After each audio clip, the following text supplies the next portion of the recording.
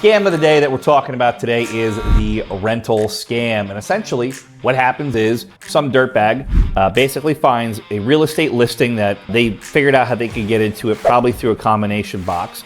And what they do is they'll pick up the photos from the exterior and the interior, and they'll go put it on Facebook Marketplace or Craigslist for a really attractive price. A house that should rent for $2,000 or $2,500 would be, offered on Craigslist for $1,700, $1,800.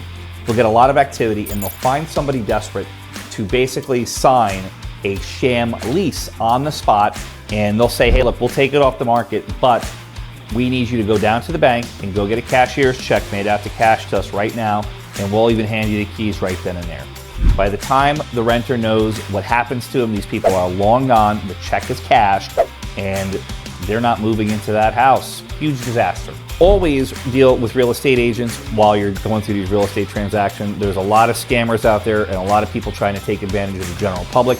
It's literally why the New Jersey Association of Realtors exists, to protect the general house buying public.